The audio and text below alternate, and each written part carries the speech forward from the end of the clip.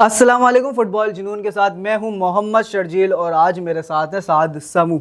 जैसे कि आपको पता है कि फ़ुटबॉल का क्रेज़ जारी है, फीफा वर्ल्ड कप चल रहा है, तो आज हम लाए हैं आपके लिए बहुत ही दिलचस्प रिकॉर्ड्स, स्टेट्स और भी बहुत ही दिलचस्प कहानियाँ कि क्यों नेमार को क्यों नहीं खिलाया ब्राज़ील ने, क्यों जापान बिल्कुल कोने से बाहर हो गया, क्या गलतियां थी जर्मनी की जो पैराग्वे ने उसे हरा दिया, क्या गलतियां नेदरलैंड ने की जो मोरक्को जीत गया।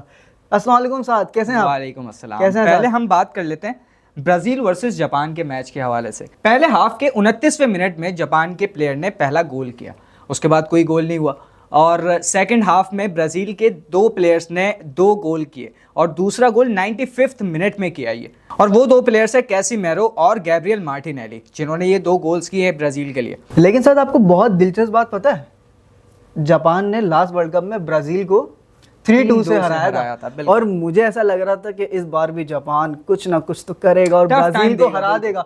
और आपने ये चीज़ नोटिस की होगी कि जो जापान था उसने फर्स्ट हाफ के अंदर बहुत अटैकिंग फुटबॉल खेला, लेकिन जो सेकंड उन्होंने हाफ खेला ना उसमें वो बहुत डिफेंसिव मूड में चले गए, जिसका ब्राजील ने बहुत फायदा उठाया। लेकिन उन्होंने अपना बदला बखूबी लिया। बदला लेने के बाद उन्होंने कोई मॉकिंग या कोई भी तनाज़िया खड़ा नहीं किया। उन्होंने जाके ब्राजील से हाथ मिलाए, उनको थपकियां दी, उनको मोटिवेशन दी, टीम स्पिरिट का इजहार किया, उन्होंने स्पोर्ट्समैनशिप दिखाई अपनी तरफ से। और अभी हम बात करते हैं कि ब्राजील के हेड कोच ने नेमार को क्यों बिठाया, नेमार को बेंच किया गया इस मैच में।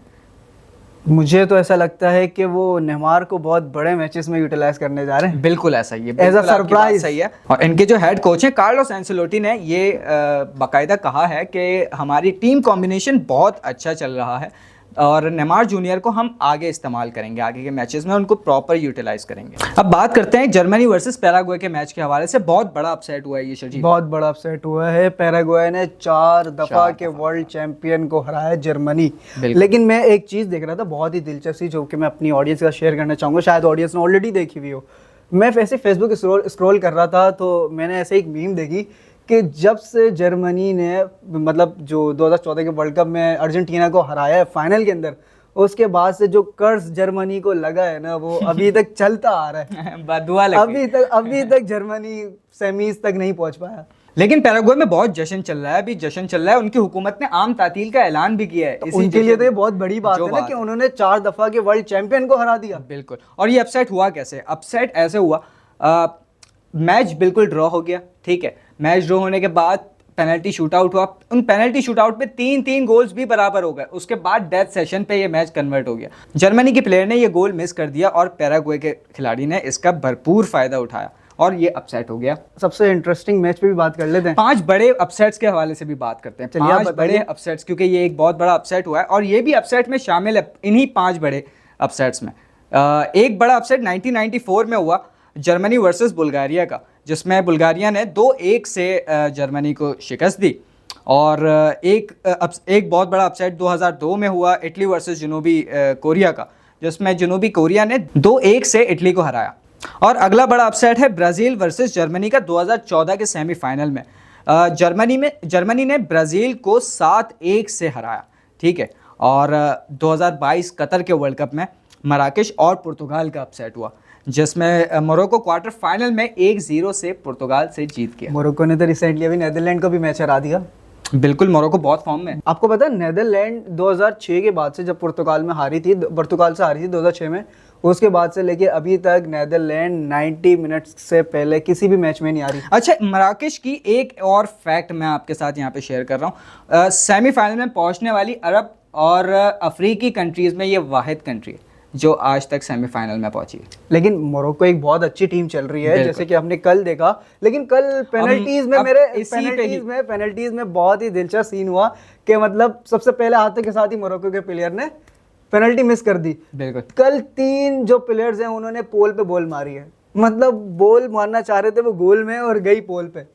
अच्छा, नेदरलैंड ने फीफा के 4 एडिशंस में हिस्सा लिया है, 2010, 2014, 2022 और 2026, और इसमें नाकाबिले शिकस्त रहे। बहुत बेहतरीन परफॉर्मेंस इनकी रही है। 20 मैचेस इसमें शामिल है। डच स्क्वाड ने 2010 के फाइनल और 2022 के सेमीज तक क्वालिफाई किया। लेकिन आपने अभी बात करी थी नीदरलैंड के पेनल्टी शूटआउट्स की। ये आपने बहुत अच्छा पॉइंट उठाया, क्योंकि नीदरलैंड अभी तक वर्ल्ड कप में सिर्फ एक पेनल्टी शूटआउट जीता है और बहुत मायूस कुन कारकर्दगी है नीदरलैंड की पेनल्टी शूटआउट्स में। मोरक्को ने भी कोई खासी परफॉर्मेंस नहीं दी, वो तो बस नसीब से जीत गए पेनल्टी शूटआउट के अंदर। बिल्कुल, लेकिन मोरक्को बहुत अच्छी फॉर्म में है इस वक्त। और अब अगले मैच की अब ये बात होगी मोरक्को जब सेमी या ब्राजील को टक्कर देगा। आई डोंट थिंक सो कि ब्राजील और उसका मैच होगा। मुझे लगता है ब्राजील आगे टकराएगा नॉर्वे से। और जैसे कि आपने बात करी कि ब्राजील के जो कोच हैं उन्होंने कहा हम नेमार को आगे यूटिलाइज करेंगे, तो मुझे लगता है नॉर्वे के अगेंस्ट उन्हें यूटिलाइज करना चाहिए। बिल्कुल, यहाँ पर एर्लिंग हालैंड इंतजार कर रहा है और अगर उसने कोई जादू चला दिया, बिल्कुल हेडलाइनर है, तो नेमार को तो यूज करने का उन्हें मौका ही नहीं मिलेगा।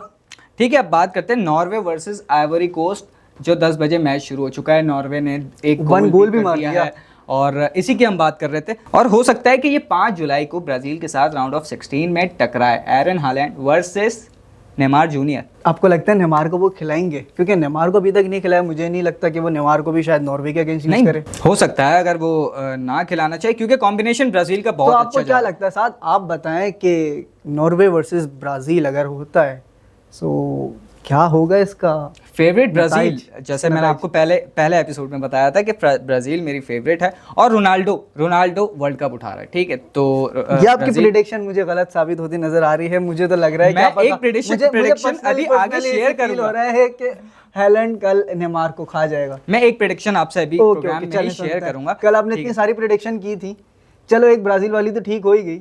हाँ, ब्राजील वाली मेरी प्रेडिक्शन ठीक हो गई। बिल्कुल, आपकी गलत हो गई। मेरी भी मोरक्को वाली ठीक हुई थी, शायद आप भूल गए।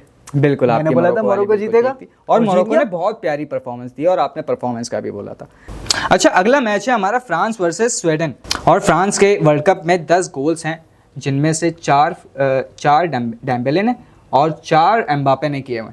लेकिन आपको मैं एक फैक्ट बताता चलूं, मुझे ऐसा लगता है कि कहीं यही जो 2 प्लेयर्स जिनका आप नाम ले रहे हैं, डेम्बेले और एम्बापे, ये फ्रांस के लिए मसला ना बन जाए। क्योंकि फ्रांस में अगर हम देखें गोल्डन बूट विनर्स हैं, ये 2 प्लेयर्स आपके गोल्डन बूट विनर्स हैं। बिल्कुल, अभी भी 3 प्लेयर्स का नाम ले रहा हूँ, हालैंड, उसके अलावा डेम्बेले और कैलियन एम्बापे। लेकिन एक चीज़ है, आप देखें 2022 में या फिर 2018 में सिर्फ एम्बापे एक सुपरस्टार थे, लेकिन अभी फ्रांस के अंदर डेम्बेले भी सुपरस्टार हैं, एम्बापे भी सुपरस्टार हैं, ओजिल भी सुपरस्टार है और ये तीनों अपने क्लब के बहुत टॉप क्लास गोल स्कोरर रहे हैं। तो जब 3 सुपरस्टार एक टीम में खेलते हैं तो मुझे ऐसा लगता है कि वो अपनी पर्सनल इमेज के चक्कर में टीम को नुकसान ना पहुंचा दें। क्योंकि जाहिर सी बात है, डेम्बेले भी चाहेगा कि उसे गोल्डन बूट मिले, एम्बापे भी चाहेगा उसे गोल्डन बूट मिले, ओजिल भी चाहेगा उसे गोल्डन बूट मिले। तो कहीं तीनों अपने इंडिविजुअल गोल्स के चक्कर में टीम को नुकसान ना पहुंचा बैठे। मुझे ऐसा पर्सनली लगता है। आपको क्या लगता है साहब? आपका बिल्कुल पॉइंट सही है, लेकिन मुझे लगता है कि फीफा वर्ल्ड कप का इवेंट है, कॉम्बिनेशन थोड़ा सा परफेक्ट जाएगा उनका बहुत। लेकिन अगर ये कॉम्बिनेशन के साथ चले ना तो फ्रांस बहुत डेडली कॉम्बिनेशन के साथ वर्ल्ड कप में आया हुआ है। अगर ये अपनी इंडिविजुअल परफॉर्मेंस पर आ गया तो फ्रांस, मुझे नहीं लगता कि वो बहुत मुश्किलात से 2-4 हो जाएगी। बहरहाल फेवरेट टीम्स में शुमार है और गोल्डन बूट्स में भी फेवरेट्स है बिल्कुल। अच्छा, इसके बाद 3 जुलाई को मैच है पोर्चुगल और क्रोएशिया का, आप बताएं। मैं कहता हूँ इसके बाद जो मैच है ना, मॉड्रिक वर्सेस रोनाल्डो, जैसे कि आपने कहा रोनाल्डो कमबैक करेगा, और मैंने आपसे कहा था कि मुझे ऐसे खदशात लग रहे हैं कि रोनाल्डो कहीं क्रोएशिया से भी ना हार जाए या फिर पुर्तगाल राउंड ऑफ 32 में ही बाहर ना हो जाए। क्योंकि मुझे ऐसी जिस तरह उनका कॉम्बिनेशन चल रहा है, जिस तरह उनके प्लेयर्स में आपस में अंडरस्टैंडिंग नहीं है, मुझे इस तरीके की वाइब आ रही है कि कहीं ऐसा ना वो राउंड ऑफ 32 में ही बाहर हो जाए क्रोएशिया से। मेरी एक प्रेडिक्शन बिल्कुल सही गई, ब्राजील की। और दूसरी प्रेडिक्शन मेरी, ठीक है, आपकी भी, मेरी भी एक सही गई। आप ये नहीं कह सकते कि आपकी सही है, मेरी खुद की भी सही गई। आपकी भी एक सही गई। और मेरी दूसरी प्रेडिक्शन ये थी कि पोर्चुगल फाइनल्स में जाएगा। और अगला मेरा टॉपिक है, मैंने आपको कहा था France versus Argentina and France will win. ठीक है, फ्रांस वर्सेस अर्जेंटीना और मैंने कहा था we noted this. We noted this. तो आप कैसे कह सकते हैं कि पुर्तगाल जीत रहा है? खैर, अब हम आते हैं कैबो वर्डे वर्सेस अर्जेंटीना के ऊपर। और आपको एक दिलचस्प बात बताऊं, मैं ऐसे ही इंस्टाग्राम स्क्रॉल कर रहा था तो मैंने देखा कैबो वर्डे के एक काले जादूगर जो कि बकायदा मेसी की पिक्चर्स और उसकी जर्सी लेके बैठे हुए थे और कह रहे थे अर्जेंटीना, मेसी हार जाएंगे, कैबो वर्डे जीत जाएगा। तो साथ आपको क्या लगता है, क्या उनका काला जादू काम करेगा या फिर मेसी तोड़ करके अपनी टीम को राउंड ऑफ 16 में ले देखिए जाएगा। मेरी प्रेडिक्शन तो यही थी कि रोनाल्डो जीतेगा और इनकी भी प्रेडिक्शन यही है, तो मैं तो यही दुआ करूंगा कि इनका काला जादू चल जाए। लेकिन बहरहाल अगर हम स्टैट्स देखें या अगर थोड़ी सी रिसर्च करें तो माजी में भी इनकी एक पेशगोई ऐसी है जो बिल्कुल सच साबित हुई है। उन्होंने इंग्लैंड और घाना के मैच से कबल ये प्रेडिक्शन की थी कि घाना कोई गोल नहीं करेगा और उस वक्त वाकई ऐसा हुआ कि कोई गोल नहीं हो सका। तो घाना इंग्लैंड के अगेंस्ट गोल कर भी नहीं सकता। वैसे घाना अच्छी टीम है, घाना इंग्लैंड से ज्यादा अच्छी टीम है घाना। लेकिन एक गोल तो हो सकता है। लेकिन ऐसा नहीं हो सकता। लेकिन अगर अगर आप कहते हैं ऐसा हम मान भी लेते हैं तो अर्जेंटीना के फैंस के लिए बहुत बुरी खबर है ये। अर्जेंटीना के फैंस के लिए बहुत बुरी खबर है और मुझे भी डर लग रहा है क्योंकि मैंने प्रेडिक्शन की थी फ्रांस वर्सेस अर्जेंटीना की। बिल्कुल।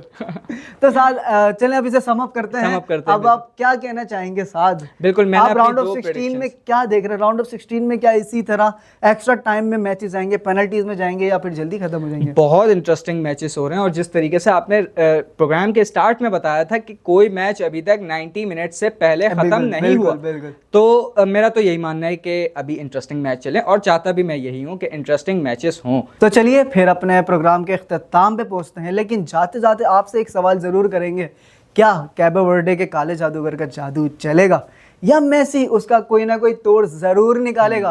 क्या फिर इनकी प्रेडिक्शन सच साबित होगी और रोनाल्डो ट्रॉफी उठाएगा, या फिर मेरी प्रेडिक्शन डेम्बेले एम्बाप्पे मिलकर फ्रांस को चैंपियन बना देंगे दोबारा?